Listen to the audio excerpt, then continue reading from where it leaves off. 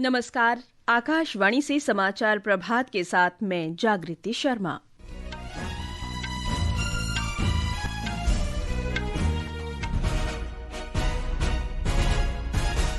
प्रधानमंत्री नरेंद्र मोदी आज 18वें रोजगार मेले में 61,000 से अधिक नियुक्ति पत्र वितरित करेंगे। सरकार ने पीएलआई योजना के तहत व्हाइट गुड्स के 8,300 करोड़ रुपए से अधिक के उत्पादन के लिए 5 कंपनियों का चयन किया। निर्वाचन आयोग ने काम में लापरवाही और दुर्व्यवहार के लिए बूथ लेवल अधिकारियों के खिलाफ कड़ी कार्रवाई की चेतावनी दी। सहकारिता मंत्री अमित शाह आज लखनऊ में उत्तर प्रदेश दिवस समारोह के अवसर पर एक जनपद एक व्यंजन योजना का शुभारंभ करेंगे। देश का विदेशी मुद्रा भंडार जनवरी के मध्य तक 700 अरब डॉलर से अधिक हुआ। रूस, यूक्रेन और अमेरिका के प्रतिनिधियों ने अबू धाबी में शांति वार्ता के पहले दौर की बातचीत की। वार्ता आज भी जारी रहेगी। और भारत ने रायपुर में दूसरे टी20 क्रिकेट मैच में न्यूजीलैंड को 7 विकेट से हराकर 5 मैचों की श्रृंखला में 2-0 की बढ़त हासिल की। अब समाचार विस्तार से।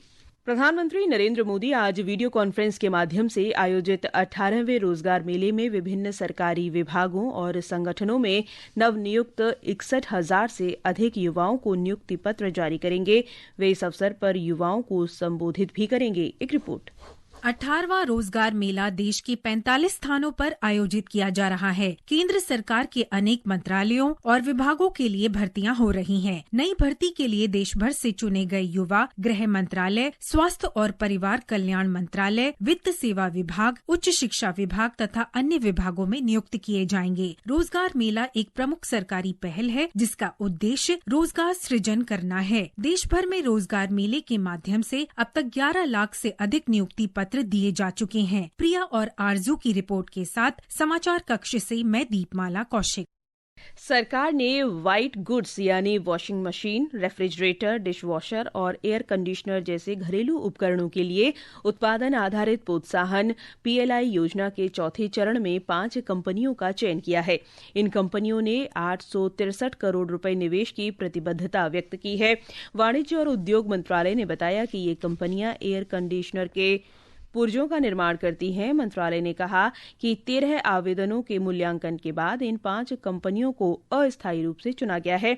अब तक पीएलआई योजना के अंतर्गत कुल 85 कंपनियों का चयन किया जा चुका है। निर्वाचन आयोग ने सभी राज्यों और केंद्र शासित प्रदेशों के मुख्य चुनाव अधिकारियों को किसी भी कोताही के मामले में बूथ लेवल अधिकारियों के खिलाफ अनुशासनात्मक कार्रवाई करने का निर्देश दिया है। निर्वाचन आयोग ने कहा कि ड्यूटी में चूक, लापरवाही, जानबूझकर आयोग के निर्देशों का अनुपालन नहीं करने या जन प्रतिनिधित्व अधिनियम 1950 और मतदाता पंजीकरण नियम 1960 के प्रावधानों के उल्लंघन के मामलों में निलंबन सहित कड़ी कार्रवाई होगी। पश्चिम बंगाल में मतदाता सूची के विशेष गहन पुनरीक्षण के बीच मुख्य चुनाव अधिकारी कार्यालय ने सभी जिला प्रशासनों को पुनरीक्षण के दौरान कानून व्यवस्था में गड़बड़ी डालने की किसी भी घटना में तुरंत एफआईआर दर्ज करने का निर्देश दिया है। सर्वोच्च न्यायालय के 19 जनवरी के आदेश के संदर्भ में ये निर्देश जारी किए गए हैं। पत्र में कहा गया है कि किसी भी क्षेत्र में यदि हिंसा या सरकारी संपत्ति को नुकसान पहुंचाने की घटना होती है तो एसआईआर से संबंधित सुनवाई का काम तुरंत रोक दिया जाएगा और मुख्य चुनाव अधिकारी की अनुमति के बाद ही फिर शुरू होगा। केंद्रीय गृह और सहकारिता मंत्री अमित शाह आज लखनऊ में उत्तर प्रदेश दिवस समारोह में मुख्य अतिथि होंगे और आयोजन को संबोधित करेंगे। समारोह का आयोजन राष्ट्र प्रेरणा स्थल में किया गया है। श्री शाह इस अवसर पर एक जनपद एक व्यंजन योजना का शुभारंभ करेंगे। इस पहल से राज्य के प्रत्येक जिले के पारंपरिक व्यंजन की पहचान की जाएगी। गृह मंत्री समारोह के दौरान सरदार पटेल औद्योगिक क्षेत्र कार्यक्रम का भी शुभारंभ करेंगे। वे उत्तर प्रदेश सरकार की मुख्यमंत्री युवा उद्यमी विकास योजना के तहत उत्कृष्टता हासिल करने वाले जनपदों को पुरस्कार देंगे। वे इस अवसर पर उत्तर प्रदेश गौरव सम्मान 2025-26 भी प्रदान करेंगे। पूर्वोत्तर क्षेत्र विकास मंत्री ज्योतिरादित्य सिंधिया ने कल त्रिपुरा में 365 करोड़ रुपए लागत की 8 परियोजनाओं का उद्घाटन और शिलान्यास किया। इन परियोजनाओं का उद्देश्य जनजातीय और दूर दराज के इलाकों में सड़क संपर्क, बिजली की पहुंच में सुधार लाना और आजीविका को बढ़ावा देना है। ये समाचार आकाशवाणी से प्रसारित किए जा रहे हैं। ताज़ा समाचार जानने के लिए आप हमारे social media handle @AIR News Hindi को फॉलो कर सकते हैं। समाचार प्रभात में आपका फिर स्वागत है। देश के विदेशी मुद्रा भंडार में 1,416 करोड़ डॉलर से अधिक की वृद्धि हुई है। 16 जनवरी को समाप्त हुए सप्ताह में ये बढ़कर 701 अरब डॉलर से अधिक हो गया। रिजर्व बैंक के अनुसार विदेशी मुद्रा परिसंपत्तियों में 9 अरब 60 करोड़ डॉलर की वृद्धि हुई और पिछले सप्ताह ये 560 अरब 50 करोड़ डॉलर हो गया। चौथा भारत ऊर्जा सप्ताह 27 से 30 जनवरी तक गोवा में आयोजित होगा। पेट्रोलियम और प्राकृतिक गैस मंत्री हरदीप सिंह पुरी ने कल शाम नई दिल्ली में आयोजित संवाददाता सम्मेलन में कहा कि भारत ऊर्जा सप्ताह 2026 ऊर्जा सुरक्षा, आर्थिक विकास और स्थिरता के प्रति देश की प्रतिबद्धता दर्शाता है। हमारे संवाददाता ने बताया है कि भारत ऊर्जा सप्ताह पहल में काफी मजबूती आई है। भारत ऊर्जा सप्ताह 2026 अब तक का सबसे बड़ा कार्यक्रम होगा। इसमें 75,000 प्रतिनिधि, 600 से अधिक प्रदर्शक, 180 अंतर्राष्ट्रीय प्रदर्शक, 500 से अधिक वैश्विक वक्ता शामिल होंगे। इस दौरान 120 से अधिक सत्र आयोजित किए जाएंगे। इस 4 दिवसीय कार्यक्रम में अंतर्राष्ट्रीय ऊर्जा मंच, बिम्स्टेक और यूरेशियन आर्थिक संघ जैसे अंतर्राष्ट्रीय संगठन भी हिस्सा लेंगे। मुख्य सम्मेलन के इतर कई अन्य कार्यक्रम और गोलमेज सम्मेलन आयोजित किए जाएंगे। इनमें 9वीं प्रधानमंत्री गोलमेज बैठक भी शामिल है। गोलमेज सम्मेलन के दौरान प्रधानमंत्री नरेंद्र मोदी वैश्विक कंपनियों के CEO, सार्वजनिक क्षेत्र के उपक्रमों और प्रमुख वैश्विक ऊर्जा और प्रौद्योगिकी कंपनियों के प्रमुखों के साथ बातचीत करेंगे। अंकित कुमार की रिपोर्ट के साथ समाचार कक्ष से करिश्मा राय। सक्रिय सुशासन और समयबद्ध कार्यान्वयन के लिए प्रधानमंत्री नरेंद्र मोदी की प्रमुख पहल प्रगति ने अपनी 50वीं बैठक के साथ बड़ी उपलब्धि हासिल की है। प्रधानमंत्री ने 2015 में इस मंच की शुरुआत की थी। इस विशेष श्रृंखला में आज छत्तीसगढ़ में राष्ट्रीय राजमार्ग 30 के रायपुर कोडेबोर्ड खंड को 4 लेन का बनाए जाने पर पेश है हमारे संवाददाता की रिपोर्ट।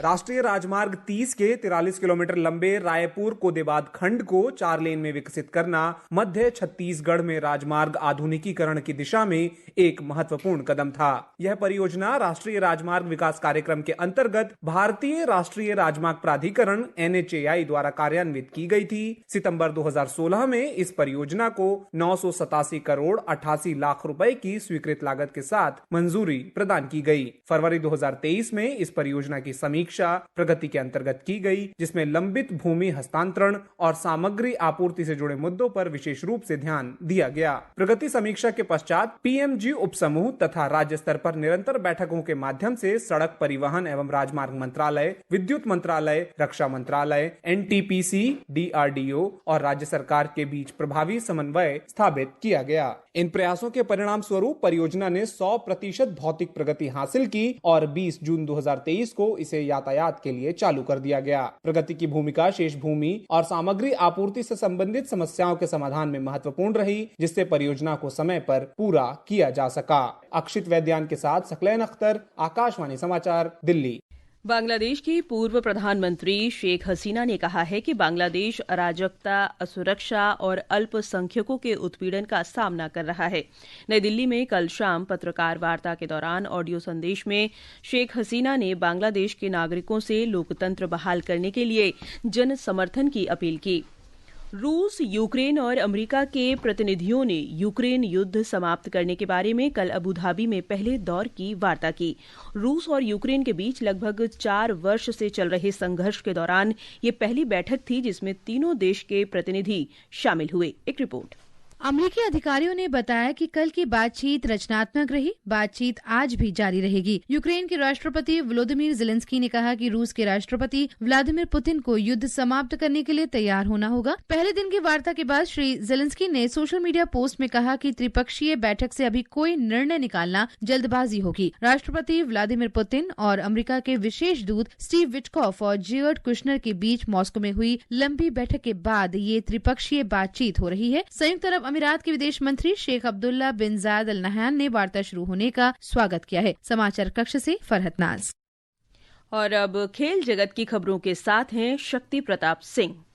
भारत ने कल रायपुर में T20 क्रिकेट श्रृंखला के दूसरे मैच में न्यूजीलैंड को 7 विकेट से हरा दिया। न्यूजीलैंड ने पहले बल्लेबाजी करते हुए निर्धारित 20 ओवर में 6 विकेट पर 208 रन बनाए। जवाब में भारत ने 15 ओवर और 2 गेंद में 3 विकेट पर 209 रन बनाकर लक्ष्य हासिल कर लिया। कप्तान सूर्य कुमार यादव ने 37 गेंदों पर नाबाद 82 रन बनाए, जबकि ईशान किशन ने 32 गेंदों में 76 रन जोड़े। उन्हें प्लेयर ऑफ द मैच घोषित किया गया। इसके साथ ही भारत ने 5 मैचों की श्रृंखला में 2-0 से बढ़त बना ली है। इधर महिला प्रीमियर लीग के 15वें मैच में आज वडोदरा के BCA स्टेडियम में रॉयल चैलेंजर्स बेंगलुरु और दिल्ली कैपिटल्स आमने सामने होंगे। अब बात करते हैं टेबल टेनिस की, जहां मानुष शाह और दिया चिताले की जोड़ी ने कल ओमान में WTT कंटेंडर मस्कत 2026 का मिक्स्ड डबल्स खिताब जीत लिया। केंद्रीय गृह मंत्री अमित शाह ने उत्तर प्रदेश के स्थापना दिवस पर बधाई दी है। श्री शाह ने सोशल मीडिया पोस्ट में कहा कि सनातन संस्कृति और गंगा यमुना नदियों की पावन भूमि की समृद्ध विरासत के साथ प्रदेश ने हमेशा देश को संकल्प और शक्ति पथ पर अग्रसर किया है। और अब आज के समाचार पत्रों की सुर्खियों के साथ हैं वैष्णवी। धन्यवाद जागृति। मौसम की पहली बर्फबारी को आज सभी अखबारों ने प्रथम पृष्ठ पर सचित्र प्रकाशित किया है। हिंदुस्तान ने लिखा है, पहली बर्फबारी और बारिश से ठिठुरा वसंत। दैनिक भास्कर ने बदला मौसम शीर्षक से श्रीनगर में बर्फबारी को सचित्र प्रकाशित करते हुए लिखा है, पहाड़ों पर बर्फबारी का वसंत। नव भारत टाइम्स की सुर्खी है, पहाड़ों पर बिछी चांदी। पंजाब केसरी ने पराक्रम दिवस के अवसर पर प्रधानमंत्री मोदी के वक्तव्य को प्रमुखता दी है। भारत एक सशक्त राष्ट्र के रूप में अपनी पहचान बना रहा है। दैनिक जागरण ने प्रतिष्ठित पत्रिका द इकोनॉमिस्ट की रिपोर्ट को सुर्खी बनाया है, प्रधानमंत्री मोदी से सीखे दुनिया, बाहरी दबावों की ऊर्जा को देश के विकास में कैसे लगाएं।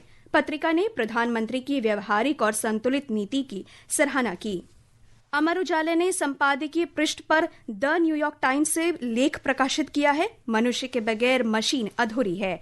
इसमें कहा गया है कि अभी तक कोई ऐसा प्रमाण नहीं मिला है कि AI ऐसे मौलिक विचार पैदा कर सके जो मानव मस्तिष्क की कल्पना से परे हो। अंत में मुख्य समाचार एक बार फिर। प्रधानमंत्री नरेंद्र मोदी आज 18वें रोजगार मेले में 61,000 से अधिक नियुक्ति पत्र वितरित करेंगे। सरकार ने PLI योजना के तहत व्हाइट गुड्स के 8,300 करोड़ रुपए से अधिक के उत्पादन के लिए 5 कंपनियों का चयन किया। निर्वाचन आयोग ने काम में लापरवाही और दुर्व्यवहार के लिए बूथ लेवल अधिकारियों के खिलाफ कड़ी कार्रवाई की चेतावनी दी। सहकारिता मंत्री अमित शाह आज लखनऊ में उत्तर प्रदेश दिवस समारोह के अवसर पर एक जनपद एक व्यंजन योजना का शुभारंभ करेंगे। देश का विदेशी मुद्रा भंडार जनवरी के मध्य तक बढ़कर $700 अरब से अधिक हुआ। इसके साथ ही समाचार प्रभात का ये अंक समाप्त हुआ। नमस्कार।